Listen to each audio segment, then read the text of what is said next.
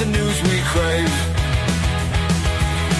Under neon lights we take a stand. Knights and wizards across the land. Good morning and welcome back, my friends. Broadcasting live from Site B in the rain-drenched city of Fresno, Nevada, which does not exactly exist. It's your boy, the OGGM. It's cold and it's pouring rain. I don't know if you can hear it. And there's this weird howling noise. If I didn't know I lived in California, I'd be kind of scared. I don't know if you can hear it, but here we go. Yeah. Anyways, yeah. So if you live here in Southern California along the beach, be careful because it is pouring rain. For the rest of you, hope you're all well this morning and you're ready for some tabletop role-playing game crowdfunding news. As always, these are some crowdfunding type projects that are coming to an end that you still have a chance to support. Only one really stands out to me this week, but that's just me. You might see something that's absolutely awesome and love. So yeah, just my opinion that I like to share with you every Friday because nobody else really does. I'm alone. I'm so alone. All right. Well, you might recognize the name for the first one we're shouting out, so might as well get in there. This is the only one that's really stands out to me, and that's Venger Satanis. Our old friend Venger Satanis has returned. He took a long break from gaming. He said he was done from gaming about a year and a half, 2 years ago, and then now he's back, and he's kickstarting his latest project, the pulp-drenched cities of Ch'alt, which is, this is gonzo, fantasy, sci-fi, punk rock, Cthulhuan nightmare, fever dream of just awesomeness. One of my favorite alt fantasy settings, Venger's work. I've been a fan of his for a long time. Obviously, on the political extremes, he and I are completely different, but when it comes to gaming, he and I are a lot similar, and we've had several conversations in the past, or at least one or two. So yeah, I really appreciate Venger. Big fan of his stuff. So really great to see him back. I don't know how to subscribe his stuff if you're not familiar with it, but it's very 1980s, very Gamma World, very wizards, heavy metal, drug, LSD, acid punk. Yeah, so this is great. This is a world guide, talks about his world, the cities in his world, the history of his world. Ch'alt, he's got his own convention that he does every year now, VengerCon. So yeah, he's a guy, he's a dude. This dude with an amazingly bizarre reputation. I'm sure if you are knee deep in the tabletop role-playing game community, you've heard his name. I remember hearing his name years ago. So yeah, he's been around for a while, and he's definitely stands out. He's definitely one of those people who either polarizes. You either love him or you hate him. He has a little, mellowed out a little now that he's a dad in his old age. But yeah, so just look at this awesome picture. I don't even know what's going on, but yeah. And he does most of his own work. So shout out to Venger, link down below. It's the only one that probably pretty stands out to me, but that's just me. Everything else this week looks sort of the same. Which is kind of disappointing to me. But I guess, everybody's playing it safe. It's the end of the year. Nobody really knows what the economical shipping gaming world's going to be like in 2026. So it feels like a lot of people are just playing safe. Maybe I'm playing safe by making more Shadow Dark stuff. I don't know.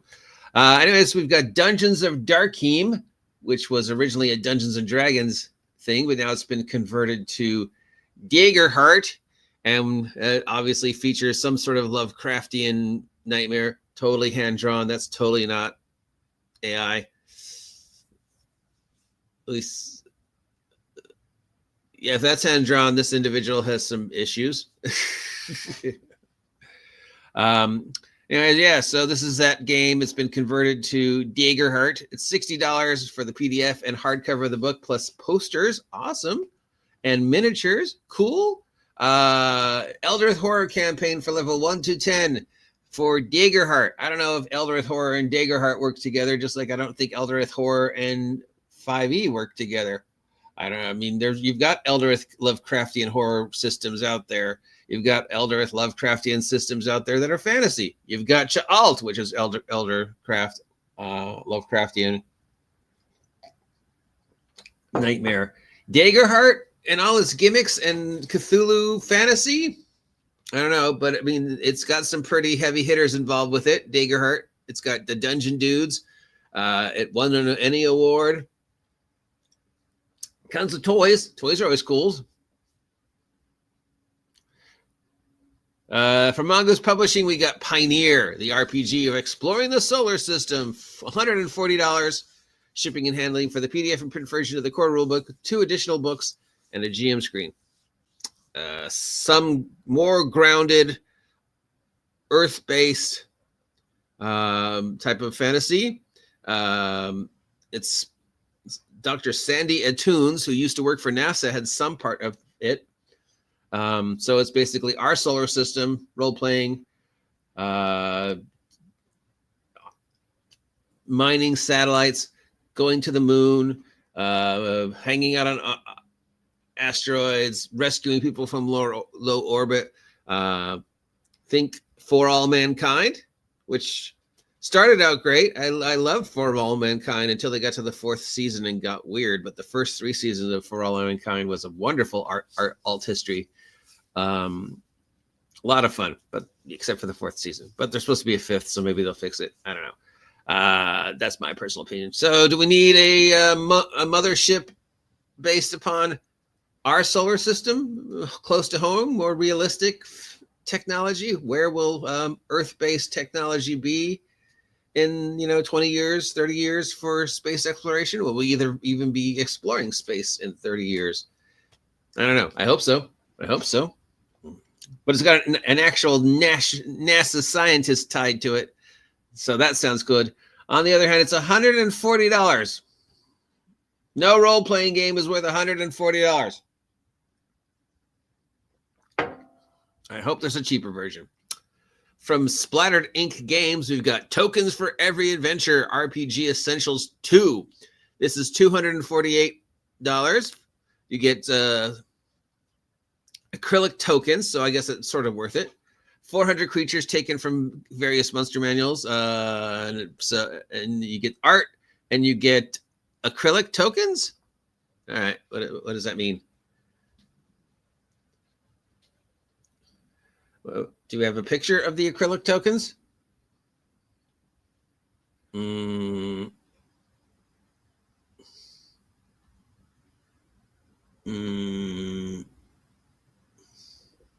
got art of their acrylic tokens, and we've got a picture, but I can't tell if it's real or AI. But it's it's Shrinky Dinks. It's fucking Shrinky Dinks. Who remembers Shrinky Dinks? It's a picture that has been shrink wrapped in plastic, and then you lay it down flat. So it's not like the little ones that stand up on their own, the 2D clear plastic figures, which are kind of cool. These just lay down flat, so they're Shrinky Dinks. Somebody, well, plus 1,000 for bringing Shrinky Dinks back, minus 1,000 for charging me almost $300. But I mean, I get a bunch of these things, so I guess that's cool. You got to find a way to carry them around. They suggest using looks like a Magic the Gathering card holder binder. Unique, different. I guess maybe there's a market for top-down acrylic Shrinky Dink figures of things. I don't know. Maybe top-down works better than 3D that we're used to, because at least that way, if it's top-down, you can see everything, and you can see how many spaces the top-down figure takes up. Like if it's large, I don't know. I don't know. I guess it's kind of cool. I don't know if it's worth almost $300. You got Tombs of Mystical Tattoos from New Nat Wounds for D&D. $80 for the PDF and print version of a book for Magic 200 Magic tattoos. And what those tattoos do. Does a tattoo count as a tuned magic item? Are you limited to how many magic tattoos you can have? Is it a way to break the system by building your character and then adding in magic tattoos? I remember any time I played in a campaign that had magic tattoos in the past, people quickly abused it.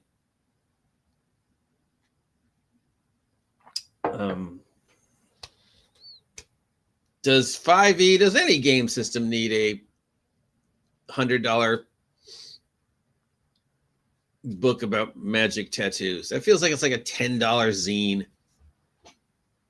And I'm sure this picture is going to get a bunch of people all like, so yeah.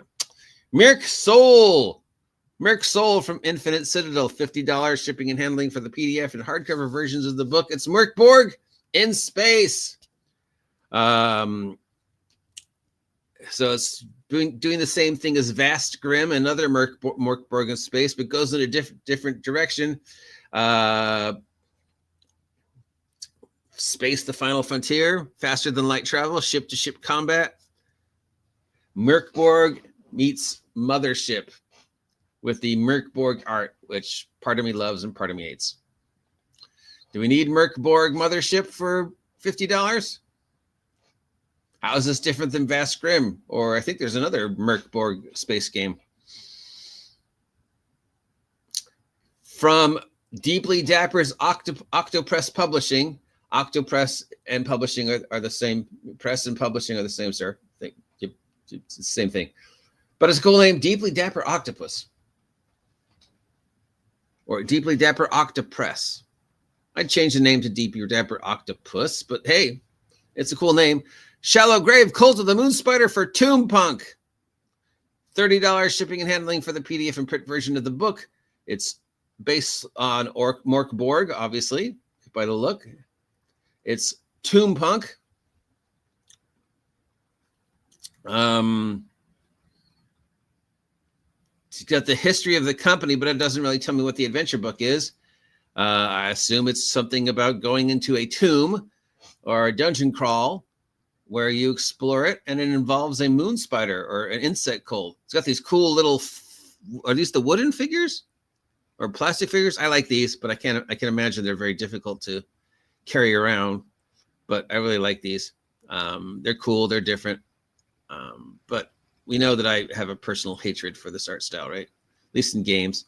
I mean, I love the art to look at it, because it's very 1980s, very zine, very punk rock, very rebellion, very acid punk.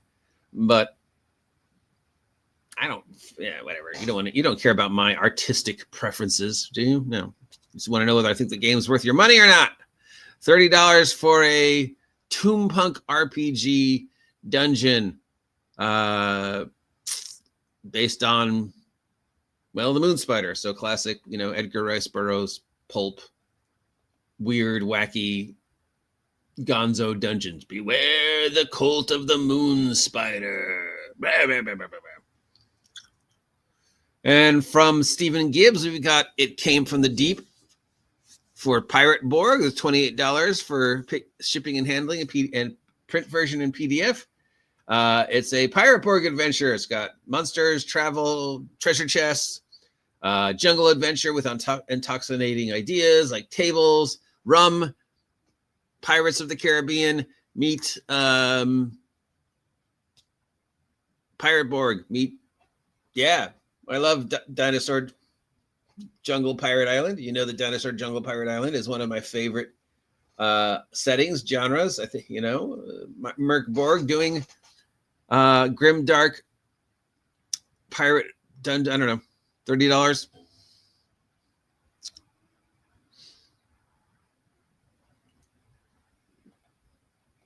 And finally, we got from Maelstrom, Morkborg in Japanese, 6,500 yen plus shipping and handling. Somebody has converted Morkborg to Japanese. Do you want to own the Morkborg Japanese version? Even if you don't read Japanese? I don't know. 6,500 yen is like, I don't know. I think it's like $40. I don't know the yen to dollar transition, but I know it's like, even though it sounds large, when you convert it to American dollars, it's like not that much. But yeah, more morkborg for Japanese. No, maybe. I mean, you know, you're going to get a minus from me because I can't, this art style, the acid punk art style just doesn't work for me. Also, there's no such thing as toon punk. Stop making up words. Dungeons and Dragons was used. Just, no. No.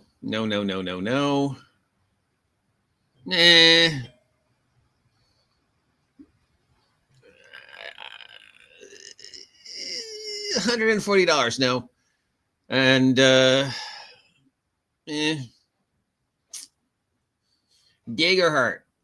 Oh yeah, we looked at this art the other day. It's got the guy in the glass armor with the glass sword, and I'm supposed to believe that this was hand painted and no art was used. So, whatever. Maybe it was hand painted. Maybe it was AI. This is just nightmare fuel right here. This guy just needs to see a dentist real fast. I hear good things about it, so maybe it's worth it. I don't know. Like I said, nothing really jumps out at me this week, but it's great to see Venger back, kickstarting a brand new project. Link down below. If anything I said jumps out to you, you can use the links down below in the description to check them out yourself.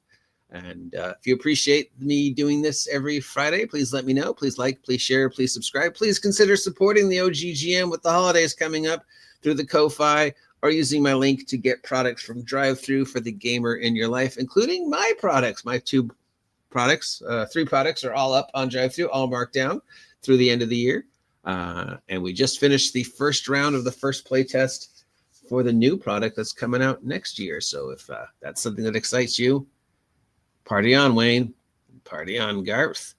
Meanwhile, it's raining. So if you live here in California, be safe. Don't expect me to be on a lot today because under a storm warning, under a power outage warning, the noise, and plus it's going to just give me a headache. So we'll see where the day takes us. Till then, happy holidays.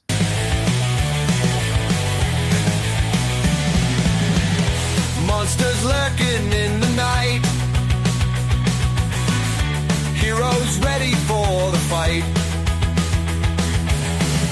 Dice are clattering on the wood. Storylines misunderstood.